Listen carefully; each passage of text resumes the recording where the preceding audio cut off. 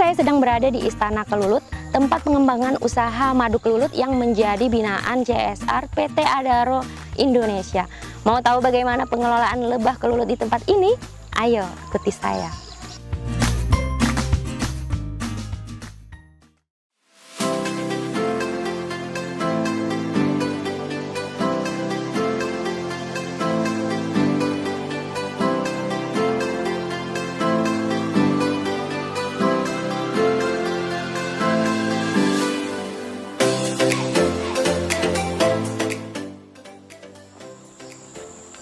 Selamat siang Bapak. Selamat siang Bu. Iya.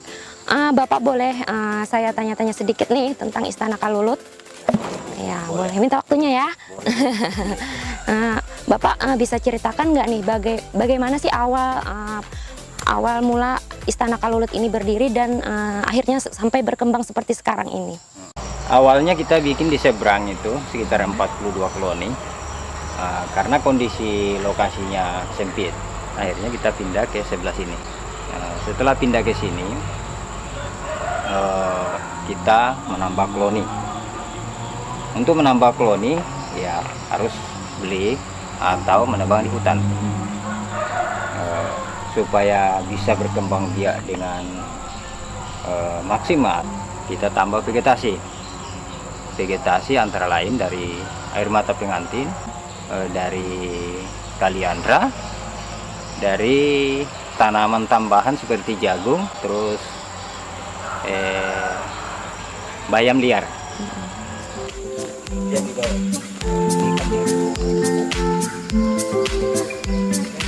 Ya.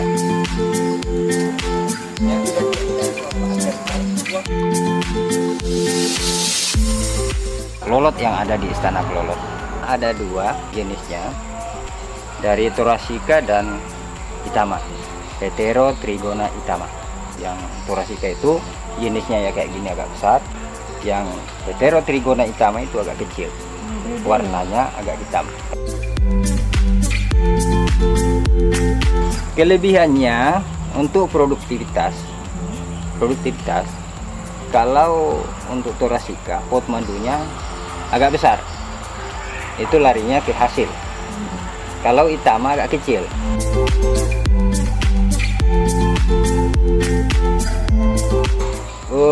Untuk proses pemanenan sebenarnya itu tergantung dari vegetasi, artinya bunga-bunga yang tersedia di lokasi.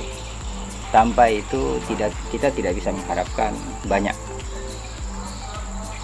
Jadi pada saat kita datangkan, makanan harus siap. Pada prinsipnya makanan harus siap, artinya tanaman-tanaman bunga harus ditanam. Kalau itu lubang loknya agak besar dan koloninya super, itu bisa mencapai 2 liter per lok. Tapi kalau koloninya itu koloni lemah, jadi untuk mengharapkan sampai 2 liter tidak mungkin.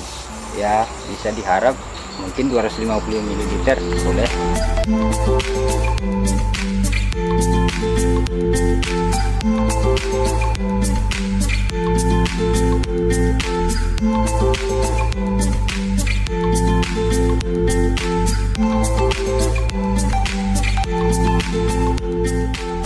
Supaya bisa berkembang biak ini dengan maksimal, dari pihak PT Adaro memberikan bibit tanaman. Karena kita tanam dulu itu baru sebagian kecil, maka PT Adaro memfasilitasi bibit tambahan untuk air mata pengantin dan kaliandra.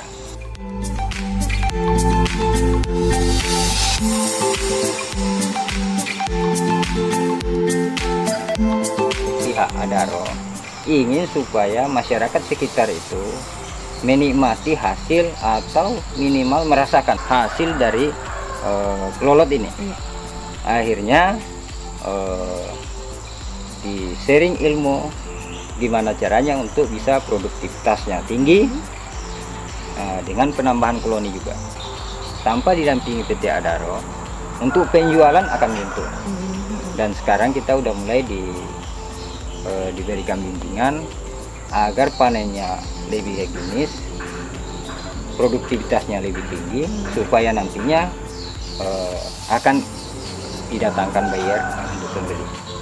Tanpa CSR Adaro, kemungkinan kalau kita sendiri jalan-jalan fasilitas ini, fasilitas gazebo atau kantor, gudang, tidak akan bisa kita bikin tanpa ada gator.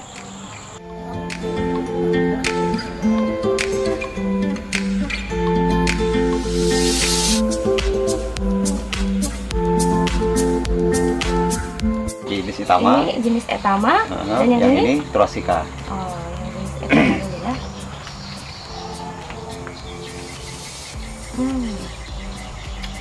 Rasa madunya tuh seperti rasa madu yang seperti biasa yang saya konsumsi sih ya. Iya. Kalau ini yang Trossica. Kayaknya rasanya lebih segar gitu. Dan Iya. saya jujur baru sekarang ini merasakan madu yang rasanya asem-asem gitu. Lebih segar gitu.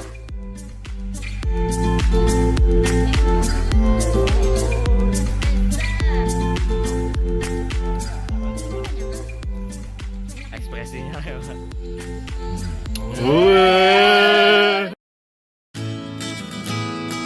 Demikian liputan kita hari ini di Istana Kalulut yang beralamat di Haur Batu Indah, Kecamatan Paringin Kota.